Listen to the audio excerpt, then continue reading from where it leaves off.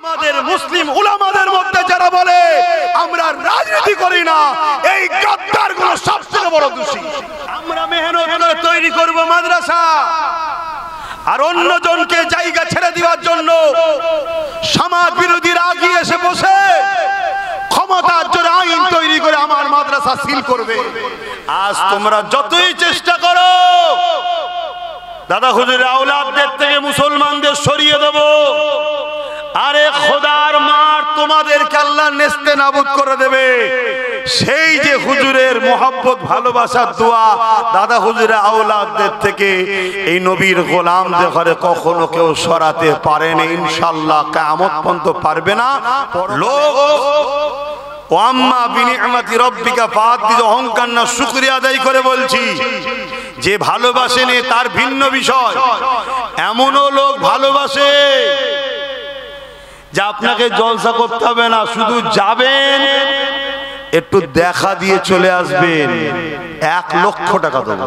অহং মিথ্যা কথা বলছি, 1 লক্ষ টাকা দেবো, শুধু আমাদের গ্রামে যাবেন, একটু জলসায় হাজিরি দেবেন, দেখা করবেন, চলে আসবেন।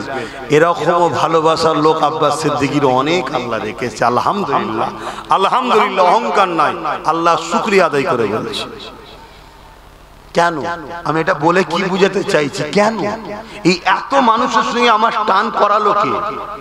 জোরে বলেন, জোরে বলেন, জোরে বলেন, জোরে বলেন, জোরে বলেন, জোরে বলেন। কেন? হুজুরের গোলামির ফল। তোমরা হুজুরের গোলাম হও, আমার নবীর গোলাম হও। গোলাম যে হবে তার সবকিছু হুজুরের জন্য। আমার বংশের মুরব্বী হযরত আবু বকর সিদ্দিক, রাসূল পাক সাল্লাল্লাহু আলাইহি সাল্লামের প্রথম সাহাবী, সেই সময়ের কথা, আজকের কথা নয়, সেই সময়ে শোনো ইতিহাস আমরা কারা। 400 কোটি টাকা, 400 কোটি টাকা সিদ্দিক আকবর আমার নবীর কদমে নজরানা হিসাবে দিয়ে দিয়েছে। জোরে বলুন সুবহানাল্লাহ, আরো জোরে বলো না সুবহানাল্লাহ। কথা বুঝে আসছে? আজ তোমরা যতই চেষ্টা করো দাদা হুজুরের আওলাদদের থেকে মুসলমানদের সরিয়ে দেব, আরে খোদার মার তোমাদেরকে আল্লাহ নেস্তে নাবুদ করে দেবে। সেই যে হুজুরের মোহাব্বত ভালোবাসার দোয়া দাদা হুজুরের আওলাদদের থেকে এই নবীর গোলামদের ঘরে কখনো কেউ সরাতে পারেনি, ইনশাআল্লাহ কিয়ামত পর্যন্ত পারবে না। পরকালে একসাথে জান্নাতও যাবে এরা। বলুন সুবহানাল্লাহ, বলুন। আল্লাহ নবী, নূর নবী, দয়া নবী দুনিয়া জমিনে এসেছিলেন তোমাকে আমাকে সমস্ত খারাপ থেকে বাঁচিয়ে আল্লাহর জান্নাতের রাস্তা দেখাবার জন্য, আল্লাহর জান্নাতের মানুষ বানাবার জন্য। সেই নবী পাক সাল্লাল্লাহু আলাইহি ওয়াসাল্লাম কতটা তোমাকে আমাকে পেয়ার করেছে। আমার নবী পাক সারা জীবন তোমার আমার জন্য কেঁদেছে, যখনই কেঁদেছে তোমার আমার জন্য কেঁদেছে। আম্মা জান খাদিজাতুল কুবরা রাদিয়াল্লাহু তাআলা আনহা বলতে লেগেছে, আমার নবী পাক সাল্লাল্লাহু আলাইহি ওয়াসাল্লাম রাত জেগে জেগে সিজদায় পড়ে পড়ে আল্লাহ পাকের কাছে কাঁদতে থাকতেন। ও রব্বি আল্লাহ পাক, আমার উম্মত উম্মতিদেরকে maaf করে দিন আল্লাহ, আল্লাহ আমার উম্মত উম্মতিদেরকে ক্ষমা করে দিন আল্লাহ, আল্লাহ আমার উম্মত উম্মতিদেরকে নাজাত দিন আল্লাহ। এ যুবকেরা, তরুণেরা, বাপেরা, যে নবী পাক তোমার আমার জন্য সারা জীবনটা কেঁদেছে, সেই নবী পাকের দিনের জন্য তোমাকে আমাকে জান লাগলে জান, মাল লাগলে মাল, সবটা দিতে হবে, তবেই তো বিনিময়ে জান্নাতটা পাওয়া যাবে।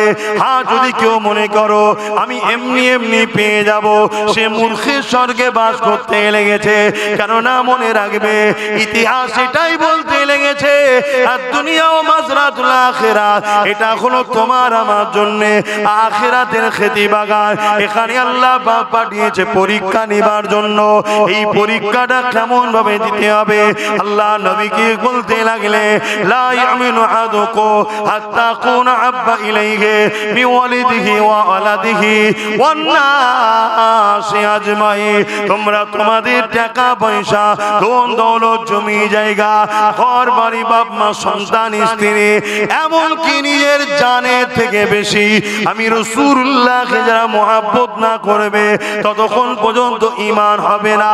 ওই মজলিসে হযরত ওমর ফারুক বসেছিলেন, তিনি বলতে লাগলে ইয়া রাসূলুল্লাহ হাবিবাল্লাহ, আমি সব কিছু থেকে আপনাকে বেশি ভালোবাসি, ইল্লা মিন নাফসি, জানের থেকে বেশি নয়। আল্লাহ নবী বললেন ওমর হবে না, জানের থেকে বেশি ভালোবাসতে হবে। কিছুক্ষণ পর ওমর ফারুক দাঁড়িয়ে গেলে, দাঁড়িয়ে গিয়ে বলতে লাগলে ইয়া রাসূলুল্লাহ, ইয়া হাবিবাল্লাহ, আমি ওমর দাওয়া দিয়ে দিলাম আমি আমার জানের থেকে বেশি আপনাকে ভালোবাসি। আরো জোরে বলুন সুবহান।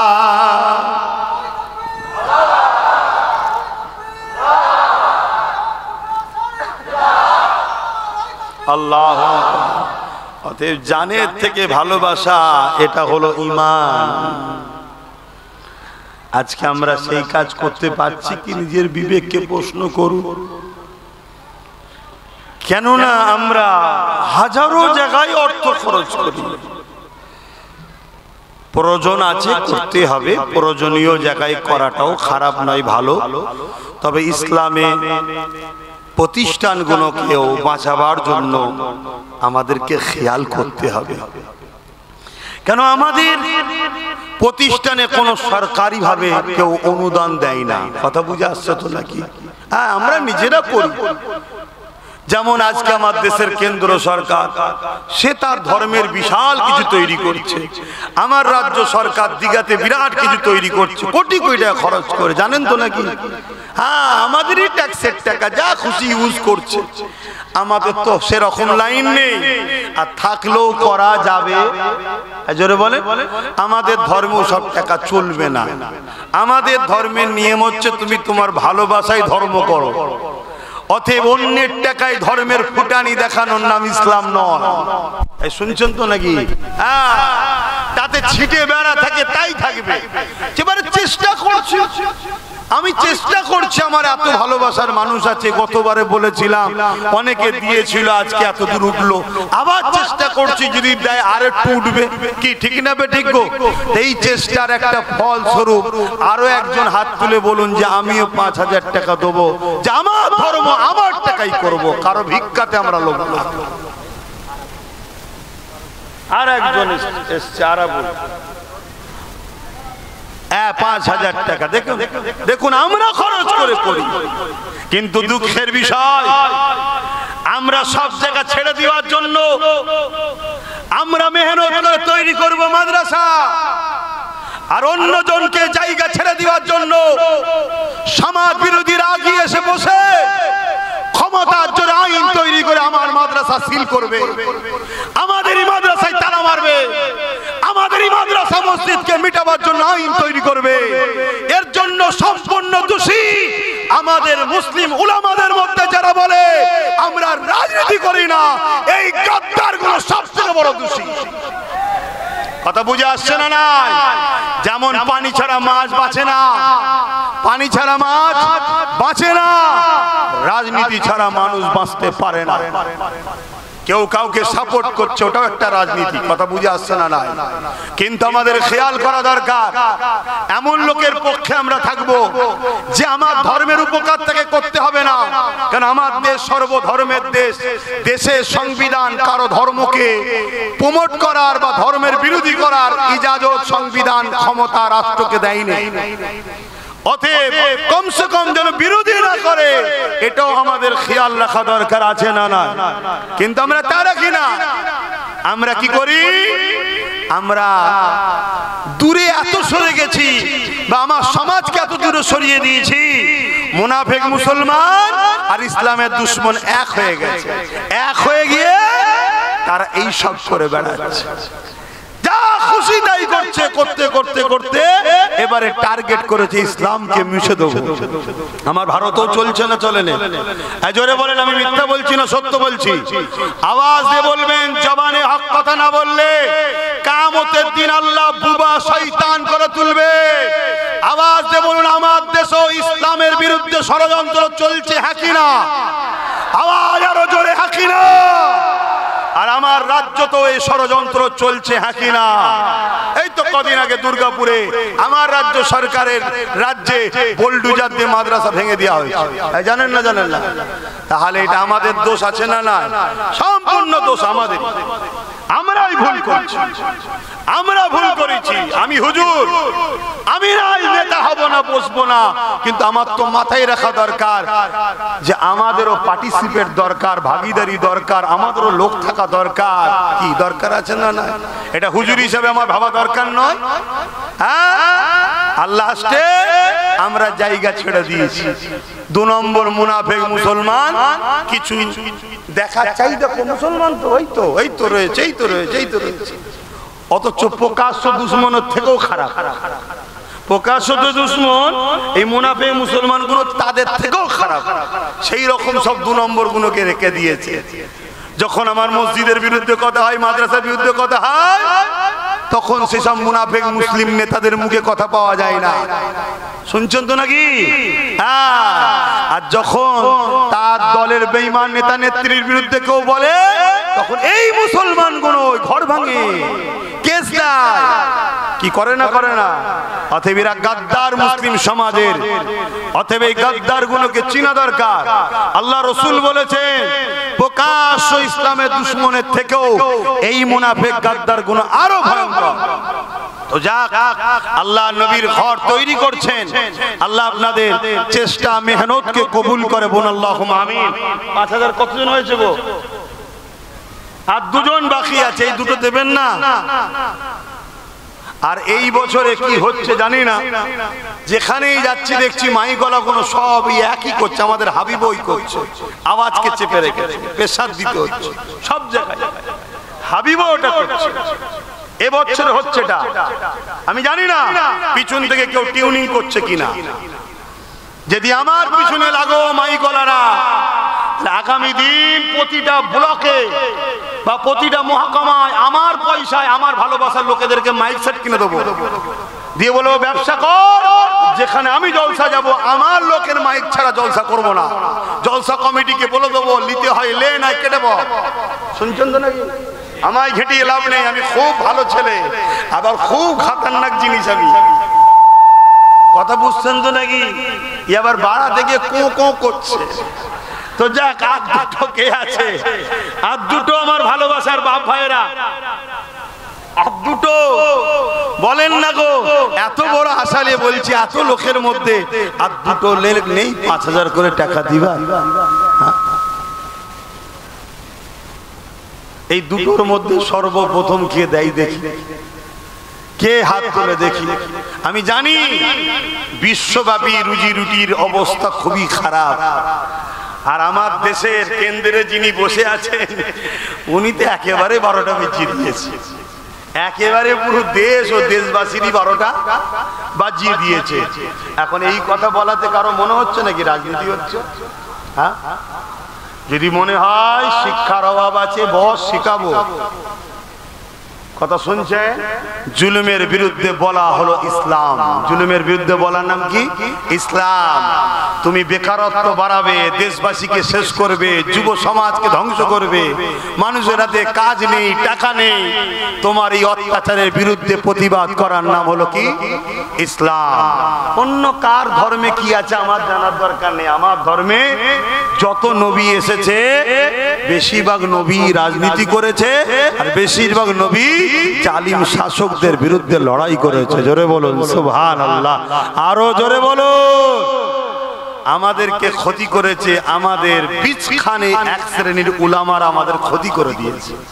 তারা আমাদেরকে শুধু মসজিদ মাদ্রাসার মধ্যে নিয়ে গিয়ে আর বলেছে আমরা ওই জাকাত ফিতরা মসজিদ মাদ্রাসা নিয়ে আছি, আমরা এসব লাইনে নেই, ওগুলো তোমরা চালাও, ওগুলো তোমরা চালাও। আর ওরা আমাদের মেহনত করা প্রতিষ্ঠানগুলোকে মিটাচ্ছে।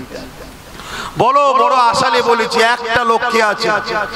এই একটা লোক হাত তুলবেন, বলুন কে আছেন 5000 টাকা দেবেন? হাত তুলবেন না? কে আছে 1000 টাকা 5000 টাকা একটা শেষ আল্লাহর বান্দা কে হাত তুলেছে? ওই সেখানে হাত তুলেছে। আল্লাহ কবুল করুন। একসাথে দুটো হাত তুলেছে, দুটো হাত তুলেছে। আল্লাহ কবুল করে বোন, আল্লাহুম্মা আমিন। দেখলেন দরকার ছিল, হয়ে গেছে তো নাকি 10টা, কিন্তু একটা বেড়ে গেছে। আবার এখানে আরেকজন ভাই সেও দেবে বলছে, আল্লাহ কবুল করে বোন, আল্লাহুম্মা আমিন। 11টা ভাই হয়ে গেছে। এভাবে কষ্ট করে করে আমরা তৈরি করি। শুনছো যুবক, তোমাদের গাফলতির জন্য আজকে মসজিদ মাদ্রাসা বিপদের মুখে, তোমাদের গাফলতি। আসো, যা ভুল করেছো করেছো, আগামী দিন শক্তি তৈরি করো। লোহা না হলে লোহা কাটা যায় না, এটাকে মাথায় রেখো। আসেন আমি আমার আলোচনার দিকে ফিরে যাই। আল্লাহ নবী নূহ নবী দয়া নবী আমাদেরকে কতটা ভালোবেসেছে। সারা জীবন নবী আমার তোমার আমার জন্য কেঁদেছেন। আজকে দিনে এখনো পর্যন্ত নবী আমার রওজা মুবারকে তোমার আমার জন্য কাঁদতেছে। কি গো, মানেন তো নাকি? কারা কারা মানেন নবী হায়াতুন নবী? হাত তুলুন। আলহামদুলিল্লাহ, আলহামদুলিল্লাহ। মনে রাখবেন, ইসলামের দুশমনেরা একদল মুনাফিক উলামাদের দ্বারা সমাজের সাধারণ লোকের ঈমান খেচ্ছে, নবী নাকি মরে শেষ হয়ে গেছে। বলুন নাউজুবিল্লাহ। এ কথা মানলেই কাফের। এই শুনছেন, আমার নবী সশরীরে রওজা মুবারকে আমাদের জন্য এখনো আল্লাহর দরবারে দোয়া ও ফরিয়াদ করছেন। জোরে বলুন সুবহানাল্লাহ। বাপেরা, নওজওয়ান তরুণেরা, এই বিষয়ে একটা ইতিহাস আপনাকে, তারিখে হাদিস আপনাকে শোনাই। এ নওজওয়ানেরা, হযরত ইমাম হুসাইন হুজুরের সময়তে জালিম জিত এমন করে 10,000 সৈন্য পাঠিয়েছিল মদিনা জমিনেতে। ওই 10,000 সৈন্য পাঠিয়ে বলে দিয়েছিল, মদিনাকে তোমাদের জন্য হালাল করে দিলাম। 3 দিন ধরে মদিনা জমিনে ওই ইয়েজিদের সৈন্যরা অত্যাচার জুলুম করেছিল, মদিনার মানুষগুলোকে হত্যা করেছিল, মদিনার নারীগুলোকে বেউজ্জতি করেছিল, মদিনার উপরে জুলুম অত্যাচার করেছিল। এমনকি আল্লাহ নবীর মদিনা নববী শরীফের মধ্যে খচ্চর গাদা ঘোড়াকে বেঁধে দিয়ে নামাজ আযান ইকামতকে বন্ধ করে দিয়েছিল। এ যুবকেরা, আমার নবী পাকের এক সাহাবী ছিলেন, তিনি বেরোতে পারলেন না। আল্লাহ নবী রওজা শরীফের ভেতরে যেটা সোনালী জালি দিয়ে ঘেরা রয়েছে, আম্মা জান আয়েশা হুজুরের ঘর, ওই ঘরের মধ্যে প্রবেশ করে গিয়ে ওখানে গিয়ে আশ্রয় নিয়েছিল রওজার ভেতরে একদা। এ যুবকেরা, তারপরে আহলে সুন্নাত ওয়াল জামাতের সৈনিকেরা ইয়েজিদ বাহিনীকে হাঁটিয়ে দিয়ে এমন করে রাসূলুল্লাহর মদিনা নববী শরীফকে নিজেদের দখলে যখন নিলে, তখন এই সাহাবীটা বাইর হয়ে আসলে তিনি বলতে লাগলেন, মদিনা নববী শরীফে 3 দিন আযান ইকামত নামাজ বন্ধ ছিল ঠিকই, কিন্তু প্রতিটা টাইমে টাইমে টাইমে আল্লাহ নবীর রওজা মুবারকের ভেতর থেকে আযান ইকামত এবং নামাজের আওয়াজ আসতো। আরো জোরে বলুন সুবহান।